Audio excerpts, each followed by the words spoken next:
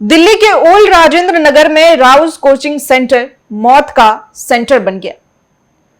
Aspirants यहां देश के अलग अलग राज्यों से बड़े बड़े सपने लेकर आए थे। मोटी मोटी फीस देकर कोचिंग सेंटर में एडमिशन भी लिया था, लेकिन उन्हें क्या पता था कि यही कोचिंग सेंटर उनकी जान ले लेगा। देश में ऐसे बहुत से कोचिंग सेंटर हैं जो नियमों के विपरीत बनाए गए हैं। राउस कोचिंग सेंटर को भी बेसमेंट में बनाया गया था, जबकि यह जगह स्टोर के लिए बनाई गई थी। इसी बेसमेंट में पानी भरने और उसमें डूबने की वजह से 3 आईएएस एस्पिरेंट्स की 27 जुलाई 2024 को मौत हो जाती है। इस हादसे के पहले एस्पिरेंट्स की बड़ी भीड़ इसी कोचिंग सेंटर में दिखाई देती थी। जो एस्पिरेंट्स एडमिनिस्ट्रेटर बनने आए थे, वो आज दिल्ली की सड़कों पर है। हादसे के बाद दिल्ली सरकार चेती है। शिक्षा मंत्री आतिशी ने घोषणा कर दी कि सरकार कोचिंग सेंटरों को नियमित करने के लिए कानून लेकर आ रही है, लेकिन सवाल फिर वही है कि आखिर सरकार हादसों के बाद ही क्यों जगती है? एक कानून लाने के लिए क्यों किसी को मरना पड़ता है? नमस्कार, आप देख रहे हैं उत्तर प्रदेश टाइम्स और मैं हूं आपके साथ ज्योति यादव। आज इन्हीं तमाम मुद्दों पर बात करने के लिए हमारे साथ हैं श्रीमी श्रीवास्तवा, जो कि लॉ की प्रोफेसर है, और प्रशांत तिवारी हमारे साथ जुड़े हैं, जो कि यूपीएससी फैकल्टी है। तो हमारे साथ श्रीमी श्रीवास्तवा जुड़ चुकी हैं, जो कि लॉ फैकल्टी हैं, और प्रशांत तिवारी जी हमारे साथ जुड़ चुके हैं, वो यूपीएससी के प्रोफेसर हैं। और आप दोनों का हमारे इस खास शो में बहुत स्वागत है। सबसे पहले इस पूरे मुद्दे पर बात की हम शुरुआत करेंगे, और मैं आप सभी से, दोनों से यही जानना चाहूंगी कि अब लगातार हम उस हादसे के बाद देख रहे हैं कि यूपीएससी एस्पिरेंट्स जो है वो प्रोटेस्ट कर रहे हैं। आप बच्चों के बीच गए होंगे, क्या लगता है उनके मन में इस वक्त क्या चल रहा है? कल इतनी बारिश हुई, पूरा रोड जाम था, जल भराव था, उसके बावजूद बच्चे सड़कों पर डटे हैं। श्रीमी जी। यस, डेफिनेटली जो स्टूडेंट्स हैं वो बहुत ज्यादा परेशान हैं और वो अपनी मांगे रख रहे हैं और वो चाहते हैं प्रशासन उनकी बात को सुने और उनकी पूरी बात को सुनकर समझकर और उसका जो है उसका सोल्यूशन निकाले, राइट। और जो डिमांड्स है स्टूडेंट्स की, आई बिलीव वो जस्टिफाइड डिमांड्स हैं कि भाई बेसमेंट में क्लासेस नहीं रन करनी चाहिए, अनसेफ है, आपके फायर सेफ्टीज होनी चाहिए, बेसमेंट में जो फ्लड सेफ्टीज हैं उसको प्रिकॉशंस लेने चाहिए, उसके लिए रूल्स रेगुलेशंस जो हैं उनको फॉलो करना चाहिए एंड सही तरीके से क्लासेस को कंडक्ट करानी चाहिए। प्रशांत। मैं अभी था ही मैम, मैंने जैसा आपको बताया कि अभी यहाँ पे आने से पहले मैं करोल बाग में था, ओल्ड राजेंद्र नगर में प्रोटेस्ट में बच्चों के साथ बैठा हुआ था। बच्चों में सबसे बड़ा कंसर्न ये है कि कोई अकाउंटेबिलिटी फिक्स नहीं हो रही है। सबसे पहला उनकी जो डिमांड है, सबसे पहला जो उनका दुख है, या कह लीजिए जो मतलब उनका जो निकल कर आ रहा है वो ये आ रहा है कि भाई कोई अकाउंटेबिलिटी फिक्स नहीं है, कोई किसी पे, कोई किसी पे, कोई किसी पे। दूसरा वो ये कह रहे हैं कि एटलीस्ट नेक्स्ट टाइम ऐसा, जैसे कल मैंने आपको बताया कि 4 दिन हो गए इतनी बड़ी दुर्घटना के बाद में, और कल फिर से वहां पर घुटने तक पानी था, कई जगह पर कमर कमर तक पानी था। तो बच्चों का कहना है कि सर अगर नेक्स्ट टाइम ऐसी कोई चीज हो जाए तो किसको अकाउंटेबल बनाया जाएगा? एटलीस्ट कोई तो फिक्स होना चाहिए, किसी की रिस्पॉन्सिबिलिटी तो फिक्स होनी चाहिए। ये सबसे बड़ी परेशानी है। बच्चे बाकी अपनी काफी सारी डिमांड लेकर है, जैसे उसमें कुछ चीजें हैं, रेंट को लेकर है, लाइब्रेरीज को लेकर है, रेगुलेशंस को लेकर है, बट सबसे पहली जो उनकी डिमांड है, सबसे पहली यही डिमांड है कि भाई आप अकाउंटेबिलिटी को फिक्स करिए, हमें सुनिए, हमारी बात को समझिए कि हम किस प्रॉब्लम में। जी, कल शिक्षा मंत्री आतिशी ने एक प्रेस कॉन्फ्रेंस किया जिसमें उन्होंने नए कानून को लेकर आने की घोषणा की कि दिल्ली सरकार इस पर कानून लेकर आएगी। जिस तरीके से स्कूल और हॉस्पिटल को रेगुलेट किया जाता है, उसी तरीके से हम सभी कोचिंग को रेगुलेट करेंगे। इसमें सबसे बड़ा सवाल है कि एक हादसा क्यों जरूरी होता है? अगर आपको कानून लाना है, इतने समय से कोचिंग आज तो नहीं बनी होगी कोई, या बच्चे पहली बार तो कोचिंग में नहीं पढ़ रहे हैं, इसके पहले भी आईएएस बनते रहे हैं बिना कोचिंग पढ़े, कोचिंग पढ़ के। आज क्यों? इसके पहले भी कई घटनाएं हुई है, लेकिन फिर भी अब क्यों नहीं जागते? इतना समय क्यों लग जाता है? श्रीमी जी। यस मैम, मतलब ये तो हमारे देश की बात है ही कि जब भी कोई घटना होती है, तभी जब कोई बॉइलिंग पॉइंट आता है, तभी बेसिकली लोग जो है सवाल उठाते हैं प्रशासन पे भी, अथॉरिटीज पे भी, सब पे। बट मेरा यहाँ पे ये मानना है कि लॉ तो देश में हर चीज को लेकर है, but the problem is implementation. Legislature law बनाती है, बट इम्प्लीमेंट होने में प्रॉब्लम होती है। वहां पे जो भी ग्रे एरिया है, उस पे जो अथॉरिटीज हैं वो प्ले करती हैं, राइट। अब जो एनओसीज दी हैं या फिर नहीं दी हैं, एनओसीज कैसे मिली हैं, किस तरीके से ये सारी चीजें रन हो रही हैं, और ये आज तो रन हो नहीं रही हैं। कोचिंग इंस्टीट्यूट जैसा आपने बताया कि बहुत सालों से रन हो रहे हैं। जब मैं भी उस एरिया में रह के तैयारी करती थी तो मुझे याद है कि तब भी आपके जो लाइब्रेरीज थे ये बेसमेंट में ही थे। बट द पॉइंट है इज कि लॉ बनाना तो अच्छी बात है, लॉ बनाना ही चाहिए, और देश में बहुत सारी चीजों के लिए लॉ बनाया गया है, बट इम्प्लीमेंटेशन उसका प्रॉपर तरीके से होना चाहिए, प्रॉपर अथॉरिटीज उसके लिए अकाउंटेबल हो, रिस्पॉन्सिबल हो, और तरीके से इसका समाधान निकाला जाए। बिल्कुल, प्रशांत जी। मैम हमारे यहाँ पर जो पॉलिसी मेकिंग होती है वो रिएक्शनरी होती है। हम जब बोलते हैं प्रोएक्टिव और रिएक्शनरी, तो आपने जो सबसे पहला क्वेश्चन पूछा कि भाई ऐसा क्या है कि कोई इंसिडेंट हुआ, कोई एक्सीडेंट हुआ, उसके बाद में हमें याद आता है कि ये चीज़ होनी चाहिए, तो वो एक तो कारण है। दूसरा, जैसे श्रीमी जी ने बोला, मैं वही बात दोहराना चाह रहा था, कहने वाला ही था कि भाई कानून तो लाइब्रेरीज के लिए पहले से है, बेसमेंट को लेकर कानून तो पहले से है। मेन बात तो है ना, उसको इम्प्लीमेंट कौन करवाएगा। मेन क्वेश्चन, मेन क्रक्स वहीं पर है। जैसे मैं आपको एक छोटा एग्जांपल देता हूँ। आज मैं बच्चों के साथ जब बैठा हुआ था वहां पर, तो एक बहुत इंटरेस्टिंग बात ध्यान में आई कि पर यूनिट जो बिजली का रेट होता है वो वहां पर 14 रुपीज बच्चों से चार्ज किया जाता है, किराए पे जो रह रहे होते हैं। मतलब ये प्राइमा फेसी हर एक लेवल पर एक्सप्लॉयटेशन है। लेकिन इसको कौन देखेगा? जब तक इस पे कोई इंसिडेंट नहीं हो जाएगा तब तक एडमिनिस्ट्रेशन इस पे कोई रिएक्शन नहीं करने वाला है। तो पॉलिसी मेकिंग हमेशा प्रोएक्टिव होनी चाहिए, जिससे हम डिजास्टर को क्या कर सके, रोक सके। अब आप देखिए, 4 दिन पहले वहां पर जल भरा हुआ, कल फिर हुआ था, आज जाकर वहां पर मशीन लगी हुई थी कि ड्रेनेज सिस्टम को ठीक करना है। तो मॉनसून आने से पहले हमने क्यों नहीं किया? बात तो घूम फिर के वहीं आ जाती है ना कि चलिए जो कोचिंग इंस्टीट्यूट का इशू है वो तो हम बात करेंगे, उस पर हम करेंगे कि कैसे। मेन बात आती है ड्रेनेज सिस्टम इतना पुराना हो चुका है, सिल्ट इतनी जमी हुई है उसके ऊपर में, हम उस पर काम कर ही नहीं रहे। हम जो एनक्रोचमेंट है उस पर काम कर ही नहीं रहे। इसके लिए भी तो प्रोविजन है ना, लेकिन उन पर कोई बात नहीं है।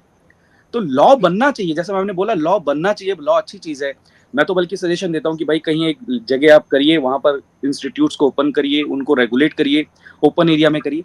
लेकिन कहीं ऐसा ना हो, जो एक पॉइंट ऑफ कंसर्न है कि जैसे अभी लॉज हैं उनका मिसयूज होता है फॉर करप्शन, ऐसे इनका भी मिसयूज ना हो फॉर करप्शन। जैसे लाइसेंस राज वाला जो कॉन्सेप्ट कई बार बोला जाता है, पढ़ा जाता है, तो ये सबसे बड़ा कंसर्न है इसके साथ में। जो कानून बनाने की बात कही गई है उसमें एक कमेटी का गठन किया जाएगा, एक ईमेल भी जारी किया जाएगा जिसपे आप अपना सजेशन दे सकते हैं। श्रीमी जी, आप लॉ से जुड़ी हुई हैं, तो मैं आपसे जानना चाहूंगी कि आप क्या सुझाव देना चाहेंगी, और कानून अगर आता है तो किस तरह से आना चाहिए जो वाकई में बच्चों के लिए मददगार साबित हो।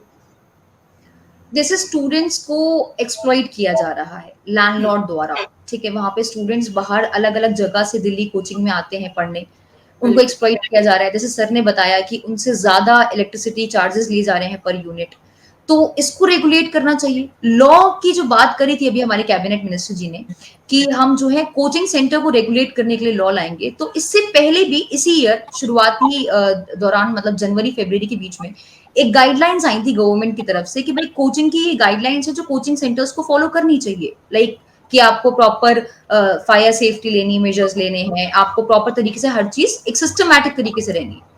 But the again problem is कि लॉ में हम ये इम्प्लीमेंट, हम आइडिया देना चाहते हैं कि भाई बच्चों के लिए ग्रीवांस सेल बनाया जाए जहां पे बच्चे अपनी शिकायतें जाके दर्ज करें कि भाई जो बच्चा डेली बेसमेंट में पढ़ने जा रहा है या जो डेली बच्चा जो है कोचिंग सेंटर में जा रहा है तो वहां पानी जहां पे भर रहा है उसकी वो शिकायत किसी कमिटी में, किसी मेंबर को अपनी कोचिंग इंस्टीट्यूट में कर पाए, ताकि कोचिंग इंस्टीट्यूट फिर उसके बाद वो प्रॉपर अथॉरिटीज को रीच आउट करे कि इसको ठीक कराया जाए। तो एक ग्रीवांस सेल होना चाहिए। हमारे जो आप अपने कॉर्पोरेट ऑफिसेज में देखते हैं, वहां पे हम देखते हैं कि ग्रीवांस सेल है जहां पे लोग अपनी अपनी शिकायतें दर्ज कराते हैं, एचआर को बताते हैं and all those things. Same pattern पे मुझे लगता है कि कोचिंग इंस्टीट्यूट में भी एक स्टूडेंट फ्रेंडली टाइप का एक सेल होना चाहिए जहां पे स्टूडेंट अपनी बात कहें। Secondly ma'am, the problem which I feel is कि हम लॉ बना देंगे, उसमें बहुत सारे सुझाव है हमारे पास, लेकिन इम्प्लीमेंटेशन पे हमें बेसिकली ज्यादा ध्यान रखना चाहिए। स्ट्रिक्ट एक्शंस ले उन अथॉरिटीज के खिलाफ जो बेसिकली अथॉरिटीज उसको देखेंगी आगे चल के, ठीक है, उनकी अकाउंटेबिलिटी को बहुत ज्यादा स्ट्रिक्ट करें। उन जो अथॉरिटीज वहां पे रखी जाएंगी, मान लो कोई भी पर्सन है किसी भी पर्टिकुलर डिपार्टमेंट का जिसके ऊपर ही जिम्मेदारी आएगी कि भाई आप रेगुलेट करोगे कोचिंग को, ना वो व्यक्ति उसने अगर फॉल्ट किया आगे चल के तो उसकी रिस्पॉन्सिबिलिटी, उसमें स्ट्रिक्ट एक्शंस उनके खिलाफ लेने चाहिए। जी प्रशांत जी, क्योंकि आप भी बच्चों से जुड़े हुए हैं, भले ही लॉ से आप नहीं जुड़े हैं, लेकिन तो बच्चों की जरूरत को आप समझते होंगे। आप भी कई सैकड़ों बच्चों को रोज पढ़ाते होंगे। क्या मैम लगता है? जो सबसे बड़ा कंसर्न है कि हम किसके पास जाएं, ये जो पॉइंट ऑफ मतलब कांटेक्ट पर्सन होता है ना, ये सबसे बड़ी परेशानी है। अब बच्चा जो बाहर से आ रहा है, कोई पुणे से आ रहा है, कोई एमपी से आ रहा है, कोई हरियाणा से आ रहा है, कोई यूपी से आ रहा है, उसके पास में यहाँ पर नहीं है। पेरेंट्स आकर एडमिशन दिलाकर चले गए हैं और वो पेरेंट्स को भी परेशान करना नहीं चाहते। वो कॉल पे ही कहते हैं हाँ पापा मम्मी सब ठीक है। लेकिन यहाँ पर उनकी समस्या को सुनने वाला कौन है? आज जो बच्चे मुझसे कह रहे थे सर अगर कल को ये परेशानी दोबारा हो जाए तो हम किसके पास जाएं, किसकी जवाबदेही है? तो लॉ के अंदर में हम हर एक स्टेक होल्डर को साथ में रख के चल सकते हैं। सबसे पहली बात तो जैसे लॉ एनफोर्समेंट जो एजेंसीज हैं, एमसीडी हो गया, पुलिस हो गया, उनके पॉइंट ऑफ कंसर्न को भी रख के लॉ में इंक्लूड करना चाहिए। बच्चों के सेफ्टी, बच्चों के ग्रीवांस, बच्चों के जो ह्यूमन राइट्स का वॉयलेशन हो रहा है, उन सब एस्पेक्ट को भी ध्यान में रखना चाहिए। साथ में ही हमें कोचिंग इंस्टीट्यूट्स के भी फैसिलिटेटर हमें होना चाहिए, क्योंकि देखिए हम ईज ऑफ डूइंग बिजनेस की भी बात करते हैं। तो वो जो लॉ है वो हमेशा एक फैसिलिटेटर के रूप में होना चाहिए कि जो लूप होल्स हैं उनको हमें फिल करना है, लेकिन हमें आगे हुए आने वाले समय में ईज ऑफ डूइंग बिजनेस को बढ़ाना है। जैसे एक एग्जांपल देता हूँ, राजस्थान के अंदर में एक पर्टिकुलर एरिया को सिलेक्ट करके वहां पर बड़े बड़े कॉम्प्लेक्सेस बनाए गए हैं ओपन में, कि वहां पर कोचिंग इंस्टीट्यूट्स मूव कर सकते हैं। तो ऐसा हम भी कुछ सोच सकते हैं क्या दिल्ली में? अब आप देखिए प्रॉब्लम तो बहुत सारी है। वायर का प्रॉब्लम है वहां पर एनक्रोचमेंट की प्रॉब्लम है। एक रूम में जहां पर आप बैठ नहीं सकते हैं वहां पर आप चार चार बच्चे एकोमोडेट हो रहे हैं। तो कल को अगर मान के चलिए भगवान न करे जैसे कोविड के समय हुआ ऐसी कोई बीमारी फैलती है, तो वो डेंसिटी वाला एंगल भी तो वहां पर आएगा ना, कि इतनी बड़ी पॉपुलेशन जहां पर इतने ज्यादा लोग रह रहे हैं उनको कितनी बीमारियां हो सकती है। तो ये हर मैं हमेशा कहता हूं कि प्रॉब्लम सॉल्यूशन के लेवल पर जाते समय पर ऐसा ना हो कि हम कोई नई प्रॉब्लम क्रिएट कर दे। वो 360 डिग्री पर सोच समझ कर हमें क्या इनिशिएटिव लेना चाहिए और हर एक एस्पेक्ट को कवर करने की कोशिश करनी चाहिए। कोई जल्दीबाजी नहीं। देखिए जी सॉल्यूशन दो टाइप के हो सकते हैं। एक इमीडिएट, कि बच्चों की जो इमीडिएट डिमांड है भाई अपॉलॉजी हो जानी चाहिए, कुछ कंपनसेशन मिलना चाहिए, कुछ क्लैरिफिकेशन, और लॉन्ग टर्म लेवल पर इन पे काम किया जा सकता है कि इनको कैसे और बेहतर किया जाए वहां पर। डेफिनेटली। जी and sir I would say कि जो इंफ्रास्ट्रक्चर है उसको इस तरीके से बनाना चाहिए ताकि वो सेफ रहे स्टूडेंट्स को आने जाने के लिए। एग्जिट पॉइंट्स जो क्लासेस के होते हैं वो सफिशिएंट होने चाहिए। अब एक छोटे से क्लासरूम में I remember when I was preparing there in Mukherjee Nagar, so एक छोटे से क्लासरूम में आप इतने ज्यादा स्टूडेंट्स को पढ़ाओगे एक साथ, तो कोई भी खुदा ना खास्ता इमरजेंसी आ जाती है तो बच्चा एग्जिट कैसे करेगा उससे? फायर इमरजेंसी है, फ्लड इमरजेंसी है, किसी भी तरीके की कोई इमरजेंसी आ रही है, तार कोई शॉर्ट सर्किट हो जा रहा है। लास्ट ईयर भी हमने देखा था लोग कोचिंग से कूद रहे थे नीचे जब वहां पे आग लग गई थी। तो उस टाइम पे एग्जिट पॉइंट्स इतने सफिशिएंट नहीं है, इसका मतलब इंफ्रास्ट्रक्चर में लैक है। तो कोचिंग सेंटर्स जो हैं वो इंफ्रास्ट्रक्चर अच्छे बनाए, जो हम लॉ बनाए, जो हम आगे पर्सपेक्ट में सोच रहे हैं कि हम आगे चल के अच्छा लॉ बनाए ताकि हम रेगुलेट कर पाए, तो उसमें रूल्स ये होने चाहिए कि भाई आपके पास प्रॉपर इंफ्रास्ट्रक्चर है तभी आप रन करें कोचिंग इंस्टीट्यूट को with sufficient number of students with all over facilities which will be given to the students basically. एक बहुत कॉमन सी बात है, हम ये ना तो किसी लॉ से जुड़ा हुआ है ना किसी भी चीज से जुड़ा हुआ है। अगर हमें आईएएस बनना है, अगर हमें सिविल सर्विस के क्षेत्र में जाना है, तो सिर्फ मुखर्जी नगर, सिर्फ राजेंद्र नगर, सिर्फ दिल्ली क्यों? अगर अभी दिव्य कीर्ति जी को या अवध ओझा जी को जब कोचिंग माफिया कहा जा रहा है बच्चों की तरफ से, उनका जवाब आया है कि हम आपको जबरदस्ती पकड़ के तो नहीं ला रहे हैं, आप अपनी मर्जी से आ रहे हैं, अपनी मर्जी से एडमिशन ले रहे हैं हमारे कोचिंग में, तो हम माफिया कैसे हुए? माफिया तो वो हुआ जो जबरदस्ती आपको लेकर आ रहा है, जबरदस्ती कोई चीज करवा रहा है। उनका कहना है कि अगर डिमांड है तो हम सप्लाई करेंगे, हम माफिया नहीं है। तो किसी एक जगह पे इतना ज्यादा बोझ डाल देना, और राजेंद्र नगर की आप हालत देखिए, वहां पर वायर्स ऐसे ही टंगी हुई है, कोई सेफ्टी नहीं है, शॉर्ट सर्किट होता है बच्चे की जान जाएगी। फिर वहां के कमरे आप देख लीजिए, बच्चे कैसी लाइफस्टाइल जी रहे हैं वहां पे। तो जब एक ही जगह पे हम इतना भार दे देंगे, सिर्फ राजेंद्र नगर, अगर आपको आईएएस बनना है तो सिर्फ आप राजेंद्र नगर में ही आके बन सकते हैं, सिर्फ आप दिल्ली आकर ही बन सकते हैं, ऐसा क्यों? आप नोएडा में क्यों नहीं बन सकते? जो बच्चे यूपी बिहार से दिल्ली आ रहे हैं आईएएस बनने के लिए, वो यूपी बिहार में रह के ही क्यों नहीं बन सकते? ऐसा सिस्टम क्यों नहीं हम डेवलप कर रहे हैं? श्रीमी जी। सी सेंट्रलाइज्ड है यहाँ पे, और क्योंकि एक एजुकेशनल हब बना दिया है मैम, ठीक है। ऐसा नहीं कि बच्चा अपने शहर में या अपने घर में रह के तैयारी नहीं कर सकता। इट इज जस्ट कि एक सेंट्रलाइज हब बना दिया है दिल्ली में कि भाई वहां पे तैयारी होती है, वहां पे अच्छी कोचिंग्स बनी हुई है। बच्चा नोएडा भी जाके पढ़ सकता है, ऐसी बात नहीं है कि नोएडा में, लेकिन द थिंग इज कि वहां पे इतनी सफिशिएंट कोचिंग्स नहीं है। अब यहाँ पे नंबर ऑफ कोचिंग ज्यादा है। देखिए ma'am, the point here is कि जो ये ओवर क्राउडिंग है इस एक इलाके में, उससे सिर्फ स्टूडेंट ही परेशान नहीं है, उससे और लोग भी परेशान है, आम जनता भी परेशान है। पानी जो इकट्ठा हो रहा है उससे आम जनता भी परेशान है, स्टूडेंट के साथ साथ। इतना पॉश एरिया है दिल्ली, जो राजधानी है देश की, इतना पॉश एरिया, और वहां के जो शहर है, वहां के जो एरियाज है, उनकी ऐसी हालत है, समझिए। यस, एंड क्योंकि यहाँ पे हब बना हुआ है, एजुकेशनल हब बना हुआ है। आप देखते हो कि हर स्टेट में एक शहर ऐसा होता है जहां पे हब होता है। यूपी में लखनऊ इलाहाबाद हब है। सिमिलरली दिल्ली में यहाँ पे इन्होंने हब बना रखा है जहाँ पे सारे कोचिंग सेंटर्स हैं, जहाँ पे बहुत सारे बच्चे के पास ऑप्शंस हैं अपने अपने इकोनॉमिक बजट को देखते हुए, अपने अपनी पॉकेट्स को देखते हुए। At the same time ma'am, कि ऑनलाइन क्लासेस की आजकल सुविधा अवेलेबल है कि अगर स्टूडेंट को नहीं जाना है मुखर्जी नगर या कोई, द सेम पॉइंट कि हाँ कोई बुला किसी को नहीं रहा है। ऐसे तो मैम यूनिवर्सिटीज हैं, सेंट्रल यूनिवर्सिटीज हैं, कोई किसी को बुलाता नहीं है, बट बच्चे अपने इंटरेस्ट से जाते हैं। उनको लगता है कि वहां पे ज्यादा फैसिलिटीज हैं, वहां ज्यादा अच्छे टीचर्स हैं। बट अब तो ऑनलाइन भी इतना अच्छा एक्सप्लोर कर सकते हैं बच्चे, इतना अच्छा मार्केट है ऑनलाइन में भी, जहाँ पे बहुत अच्छे अच्छे कोचिंग सेंटर्स हैं जो बेसिकली आपको ऑनलाइन माध्यम में आप अपने घर पे कंफर्टली पढ़ सकते हैं और अपनी तैयारी कर सकते हैं। It totally depends on the student, I believe. जी प्रशांत जी, मैं चाहूंगी क्या इस मिथ को, या ये जो इतना बड़ा हाइप करके रखा हुआ है, क्या इस बात को धीरे धीरे खत्म नहीं करना चाहिए? क्योंकि इससे और प्रॉब्लम्स बढ़ी रही है। क्या जब कोचिंग क्लासेस नहीं थे, क्या तब आईएएस अफसर नहीं बनते थे? देखिए मैम, इसके ना अगर हिस्टोरिकल बैकग्राउंड पे थोड़ा सा जाते हैं तो पहले यूपीएससी एक जो सेंट्रल गवर्नमेंट है, और मतलब क्या कह लीजिए कॉन्स्टिट्यूशनल बॉडी है, सेंट्रल कॉन्स्टिट्यूशनल बॉडी, तो ना रिसोर्सेज की सेंट्रलाइजेशन हुआ करता था। रिसोर्सेज का सेंट्रलाइजेशन कहाँ पर? दिल्ली में। आपको मैगजीन्स मिल जाएंगी, आपको मटेरियल मिल जाएगा, आपको कोचिंग मिल जाएंगी, आपको फैकल्टीज मिल जाएंगे। तो इस कारण से यहाँ पर सेंट्रलाइजेशन शुरू हुआ और वो ओवर सेंट्रलाइजेशन हो गया। बट आज के दौर में 2024 में जब हम बैठे हुए, तब ये सिचुएशन नहीं है।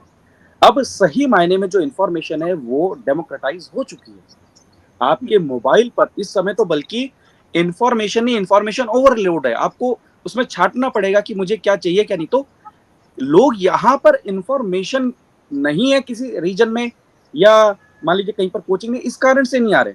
वो एक जो माइंडसेट बना हुआ है ना, भाई मेरी तैयारी तो दिल्ली जाकर ही हो पाएगी, बल्कि मटेरियल अब आपके घर पे भी अवेलेबल है, आपके नियर बाय इंस्टीट्यूट में भी अवेलेबल है, मोबाइल पे भी अवेलेबल है, आप घर में ही सारी तैयारी कर सकते हैं।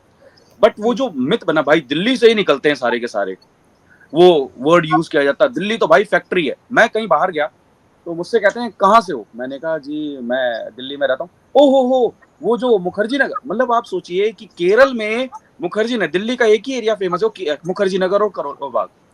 तो वो पुराना समय था। बट आज मैं बच्चों से यही कहता हूँ कि भाई ऐसी कोई जरूरत नहीं है।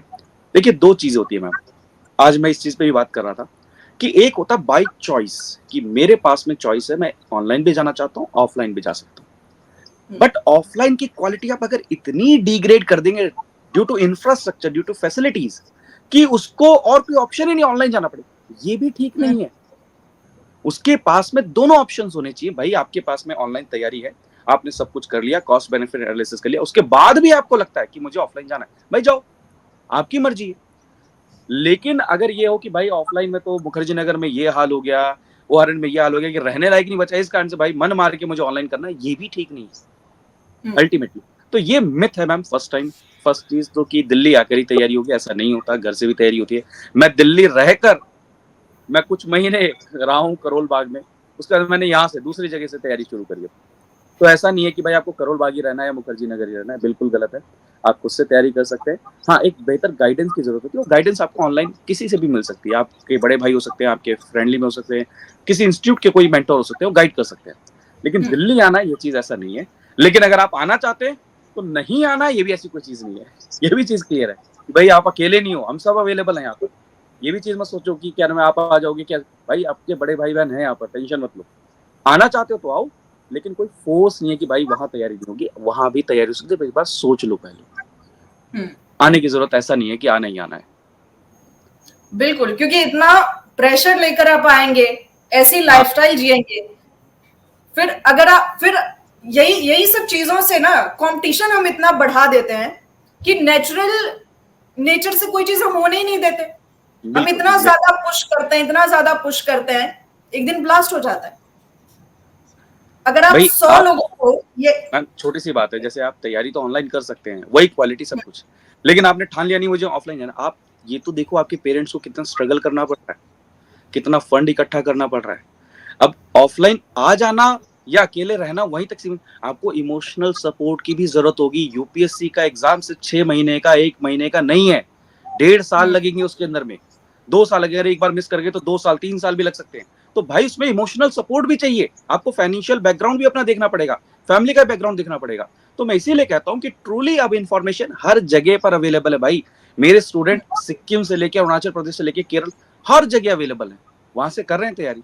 तो ये टेंशन ये सोचने की बात नहीं है कि दिल्ली आकर ही तैयारी होने वाली है, ऐसा नहीं है। I totally agree with Prashant sir कि भाई it's a final call of the student कि उसको कैसे पढ़ना है और कहाँ जाके पढ़ना है, क्योंकि ये कंप्लीट मिथ है कि भाई दिल्ली जाकर ही जज बनेंगे या दिल्ली जाकर ही आईएएस ऑफिसर बनेंगे। ऐसा बिल्कुल नहीं है। आप पढ़ने वाले बनिए, आप में कंसिस्टेंसी है, आप घर रह के भी पढ़ सकते हैं, और ऑफ कोर्स ये आपका फाइनल कॉल रहेगा। बिल्कुल। और एक चीज जो मैं अभी कंटिन्यू करना चाह रही थी और सर ने अपनी बात रखी, तो क्या हम इतना ज्यादा साइकोलॉजिकली दबाव नहीं डाल देते हैं कि कंपटीशन इतना बढ़ा देते हैं? अब देखिए सीबीएसई में बच्चे 99.99% मार्क्स ला रहे हैं, और ये सब कैसे हो रहा है? कोई बच्चा खुद नेचुरली इतना पढ़ के तो कोई एक आधी इतना कर पाएगा, लेकिन अब हर दूसरा तीसरा बच्चा 99% ला रहा है। हर कोचिंग में पढ़ने वाला बच्चा जिसको आप इतना तैयारी करवा रहे हैं, कंपटीशन इतना ऊपर हो गया है, और उसके बाद हर कोई वही चीज पढ़ रहा है, वही सिलेबस हर किसी के पास है। फिर अगर उसमें से कोई पास नहीं होता है, उसके बाद उसकी हालत क्या होती है, और उसके बाद कौन कौन से पैतरे आजमाए जाते हैं। फिर आप कोटा लाएंगे, रिजर्वेशन सिस्टम लाएंगे, फिर आप घूस देंगे, फिर आप रेफरेंस देंगे, और उसके बाद भी नहीं हुआ तो सुसाइड करेंगे। तो क्या कोचिंग सिस्टम कंपटीशन को हाइप करके फिर बच्चों का मेंटली हरेसमेंट और मतलब एक तरह से उनका तोड़ देने का काम नहीं कर रहे? Shrimi ji. Ma'am I don't say that, I would not agree with this viewpoint कि कोचिंग सेंटर्स बेसिकली आपका जो है कंपटीशन बढ़ा रहे हैं। ये कंपटीशन नेचुरली बहुत बढ़ रहा है। I always say in my classes also like the bar and the bench both are rising, ठीक है। तो आपके जो कॉम्पिटिटिव एग्जाम्स है, अगर मैं जुडिशरी कॉम्पिटिटिव एग्जाम्स की बात करूं, तो हर साल हम देखते हैं कि स्टेट में जिस भी स्टेट जुडिशरी का एग्जाम होता है उसकी cut of her bar high जा रही है। So it is not because of the coaching centers creating a hype, rather it is the students who are the number of the students who are appearing every year.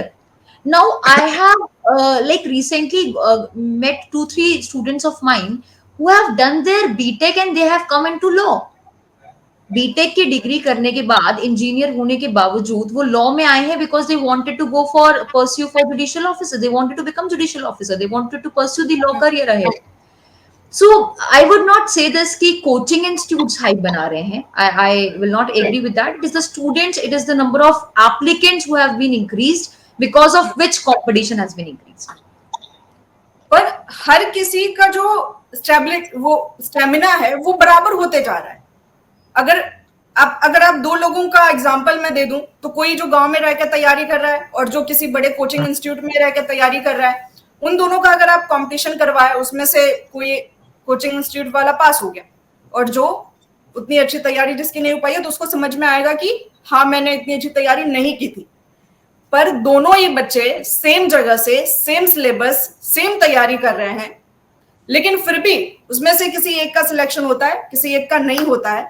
जो select हुआ वो ठीक है, same चीज करने के बावजूद अगर दूसरा सिलेक्ट नहीं हुआ तो उसकी हालत क्या होगी, उसका ma'am emotional. I completely understand your question and I take this in a positive sense कि जो एक बच्चा है जिसने कोचिंग से तैयारी की है और एक बच्चा है जो गांव में जो कोचिंग नहीं अवेल कर सकता है because of any XYZ reasons, उस पर्टिकुलर केस में या कोचिंग इंस्टीट्यूट्स का रोल बेसिकली गाइडेंस देने का होता है, आपको मेंटर करने का होता है, आपको एक राह दिखाने का होता है कि बेटा ये कॉम्पिटिटिव एग्जाम है, आपको इस तरीके से तैयारी करनी होगी।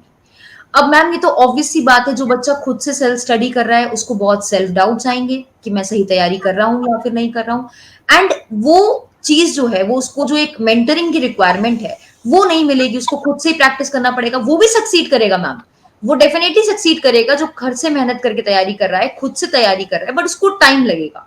सो हम खुद से नेचुरल तरीके से किसी चीज को आगे बढ़ने क्यों नहीं दे रहे हैं? हम क्यों इतना वो कर रहे हैं कि यहीं पर आकर आप बन जाएंगे, यहां से पढ़ेंगे तो आप बन जाएंगे? ऐसा क्यों इतना ज्यादा प्रेशराइज पुश करना? ये क्वेश्चन एग्जैक्टली मेरा है कि किसी चीज को आप नॉर्मल क्यों नहीं होने दे रहे हैं? कि हम इतना पुश क्यों कर रहे हैं स्टूडेंट्स को? इतना एडवर्टाइजिंग, इतना मार्केटिंग, इतना एडवर्टाइजिंग क्यों? See, this is an open opportunity for all, right? Open opportunity as in ki those who wanted to go for competitive exams, for those facilities are available. Now it is a call of the student. Are they taking that call or they are not taking it? There are a lot of students of mine who have not taken the call. They have organically developed themselves. ठीक है, उन्होंने अपनी organic तैयारी करी, खुद से जज बन गए, खुद से तैयारी करी, सब कुछ बढ़िया हो गया। एंड देयर आर पीपल जिनके पास रिसोर्सेज हैं जो बेसिकली अवेल कर रहे हैं और जिनको जल्दी जज बनना है, जिनको लगता है कि नहीं हम कर सकते हैं, वी जस्ट नीड मेंटरिंग और guidance, and they are taking that. It is an open opportunity for all, equal opportunity है मैम। यहाँ पे सबको सुविधा दी गई है, हर कोई अपने हिसाब से अवेल कर रहा है। I believe. प्रशांत मैम मेरा तो कहना, जैसा आपने एग्जांपल दिया था कि 99.9% आ रहे हैं, तो हमें नहीं लगता कि ये सिस्टम का फेलियर है।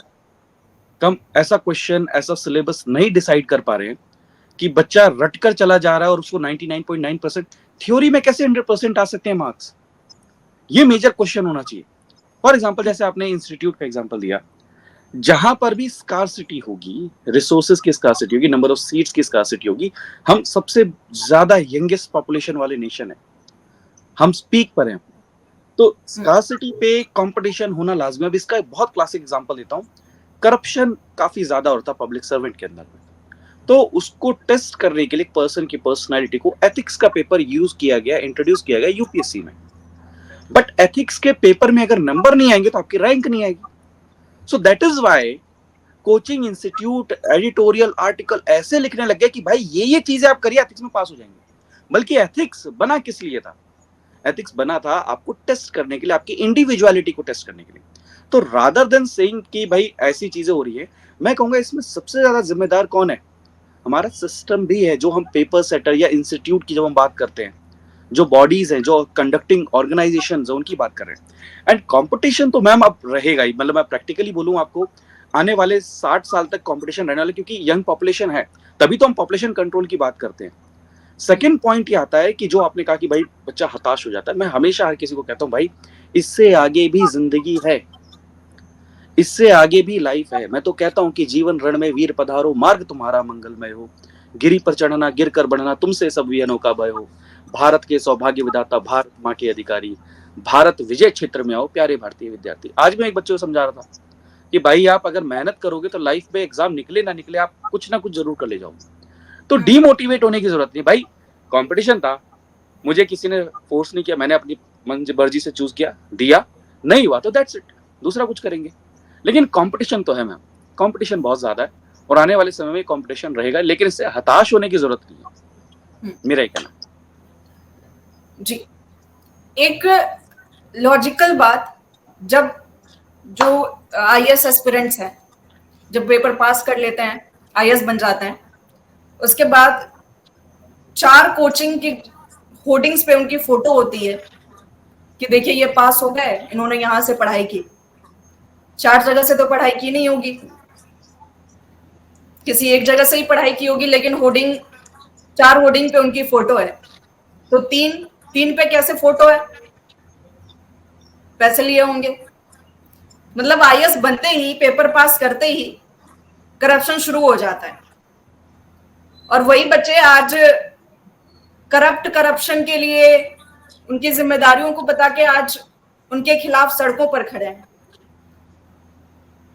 तो जब आप सिस्टम में जाते ही करप्शन शुरू कर देते हैं, फिर आप उसी सिस्टम से कैसे साफ रहने की उम्मीद कर रहे हैं? और तो नाले तो जब ये साफ हो जाएंगे एक बार, सिस्टम का करप्शन साफ करना ज्यादा जरूरी है, और वो कैसे होगा? श्रीमती जी। इंडीड मैम की करप्शन तो देखिए है, we are not denying this fact कि करप्शन नहीं है, करप्शन प्रिवेल कर रहा है, करप्शन है, करप्शन को रोकने के लिए बहुत चीजें हमें करनी चाहिए। एंड आई बिलीव कि जो ये इंसिडेंट हुआ करोल यहाँ पे ओआरएन में, तो कुछ इनमें से स्टूडेंट जरूर रहे होंगे जो आज कहीं ना कहीं अथॉरिटीज पे बैठे हुए हैं, राइट, जो आपके एग्जीक्यूटिव बॉडीज में काम कर रहे हैं। तो मेरा ये कहना है कि कल को अगर आप ओआरएन से निकले हुए हो, आपने ये प्रॉब्लम्स देखी हैं, तो आपको सबसे पहले आप वो पर्सन होने चाहिए जो इस चीज को बेसिकली आंसर करें, इस चीज को एड्रेस करें, इस इशू को रिजॉल्व करें। Apart from that corruption exist कर रहा है। जो आपने ये बात कही कि होल्डिंग पे फोटोज लगती हैं, so it is not always corruption. I would like to enlighten you over that. Ki there are students who used to take test series from one institute, used to take interview guidance from another institute, who used to take the foundation batch of one institute. तो holding पे जो photos आती हैं अलग अलग, हो आप कह रहे हो ना अलग अलग कोचिंग वाले एक पर्सन की कैसे फोटो लगा लेते हैं, तो ये एक रीजन है कि बच्चे अलग अलग जगह जाते हैं। कभी कभी ऐसा होता है कि एक बच्चे ने फाउंडेशन बैच 2023 में एक जगह से लिया, 2024 में दोबारा कहीं से और कोचिंग कर ली, वहां सेलेक्ट हो गए, तो नाउ वो द कोचिंग्स आर क्लेमिंग ये मेरा बच्चा है, ये मेरे स्टूडेंट हैं जिनकी हमने होल्डिंग लगाई।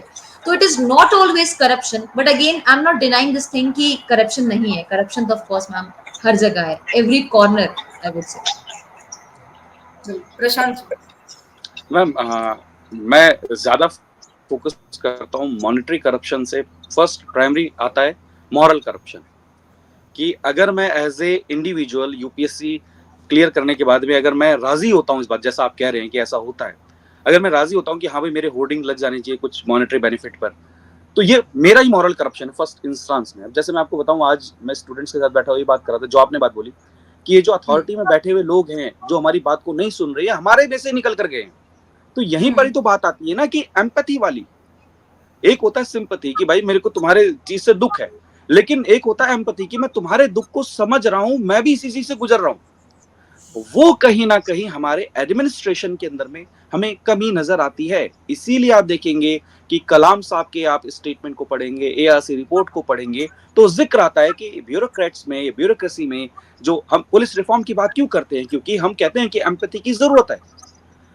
तो ये चीज वो वाली बात होगी। दूसरा मैम, करप्शन मेरे ख्याल में जब धीरे धीरे जो मॉरल वैल्यूज है वो और इनकलकेट होनी शुरू होंगी। जैसे आज के कुछ बच्चे, ऐसा नहीं है मैम कि हर बच्चा इसी पे, मैं आपको बताता हूँ कि मेरे कई सारे स्टूडेंट्स ऐसे जिन्होंने एग्जाम क्लियर किया, उन्होंने मुझे आके बताया कि हमने डिनाई कर दिया सर, कि हम कहीं पर अपना नाम नहीं देना चाहते। तो ऐसे भी एग्जाम्पल्स हैं।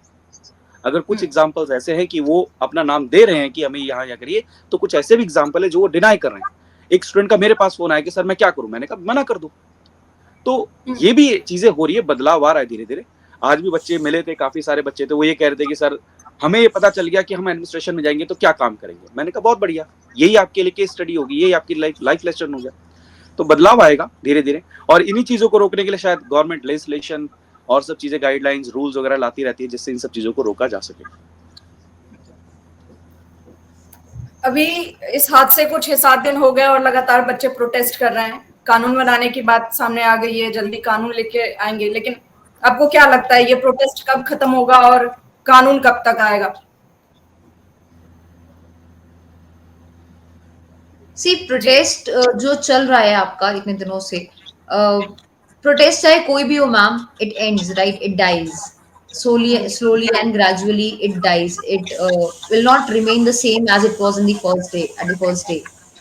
So कानून लाने की बात, जैसे कि हमने देखा न्यूज़ में, देखा आर्टिकल्स पढ़े, हमने देखा कि बहुत जल्द से जल्द यहाँ पे जो कमेटी बनाई गई है वो एक लॉ लेकर आएगी जो बेसिकली रेगुलेट करेगी आपके कोचिंग सेंटर्स को और इन इश्यूज को। The only point here which I wanted to say is कि जो लॉ तो आप ले आना, लॉ तो जो भी सरकार लेकर आएगी वो अच्छी बात है, लॉ लाना भी चाहिए। जैसे मैंने पहले भी कहा कि लॉ हर चीज के लिए इम्पोर्टेंट है।